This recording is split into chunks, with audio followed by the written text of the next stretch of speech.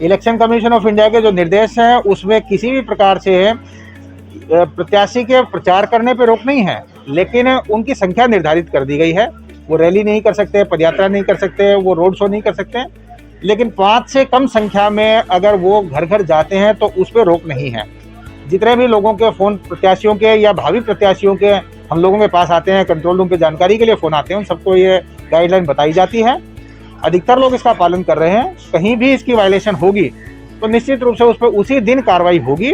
सारे थानों को साथ ही साथ जितने आरओ हैं, मजिस्ट्रेट हैं, उनको बताया गया है। और जनरली बाकी विपक्षी कैंडिडेट है वो भी शिकायत कर देते हैं अगर इस तरह का कोई वायलेशन करता है तो। पॉलिटिकल पार्टीज की मीटिंग में हमने क्लियरली कहा है कि कोई भी वायलेशन करे तो निसंकोच होकर बताएं ताकि हम उनकी कार्रवाई कर सकें और अपने अपने भावी कैंडिडेट्स को समझाएं कि आचार संहिता का उल्लंघन ना करें। जब निर्वाचन का अनाउंसमेंट हुआ था 8 जनवरी को, तो उसके 72 घंटे के अंदर अंदर जितने भी पोस्टर बैनर इत्यादि थे वो हटाने का कार्य चला था और ये कार्य लगभग 99% पूरा हो गया है।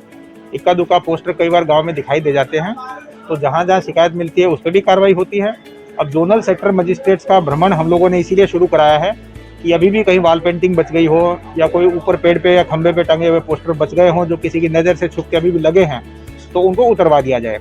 इसके अलावा कोई प्रत्याशी या पॉलिटिकल पार्टी नए पोस्टर बैनर लगाती है तो उन पे कार्रवाइयाँ हो रही हैं। हमारे ज़िले में 2 कार्रवाइयाँ ऑलरेडी हो चुकी हैं जो चुनाव आचार संहिता के उल्लंघन में हैं।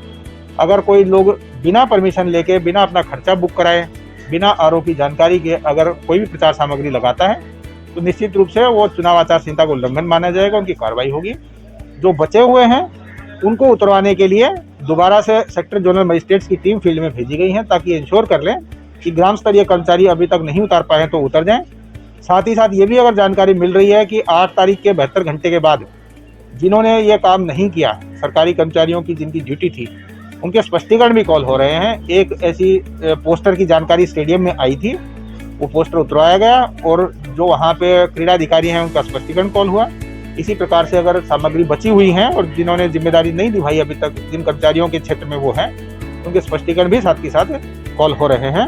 हमारा प्रयास है कि आचार संहिता का उल्लंघन ना हो।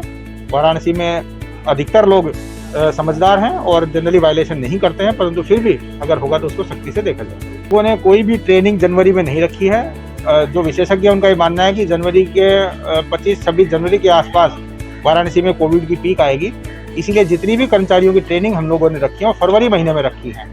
फरवरी में भी जहाँ रखी जाएंगी वो 3 की जगह 6 दिन हमने बढ़ा दिए हैं। कमरों में जो ट्रेनिंग दी जाएगी उन ट्रेनिंग लेने वाले कर्मचारियों की संख्या कम कर दी है। पहले के कमरे में 60-60 लोगों की ट्रेनिंग होती थी, वहाँ 20-20 लोगों की ही ट्रेनिंग होगी।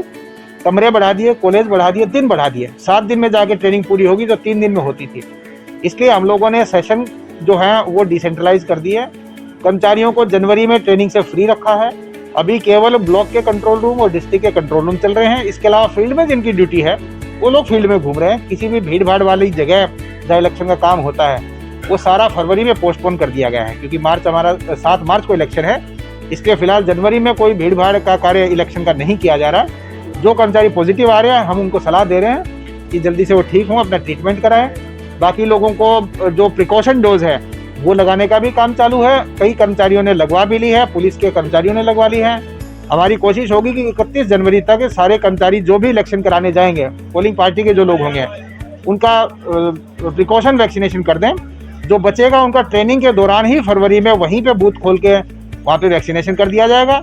जब वो इलेक्शन में जाएंगे 7 मार्च को, पोलिंग पार्टी रवाना होकर 6 मार्च को, तब तक सबको हमारी प्रिकॉशन डोज लग चुकी होगी।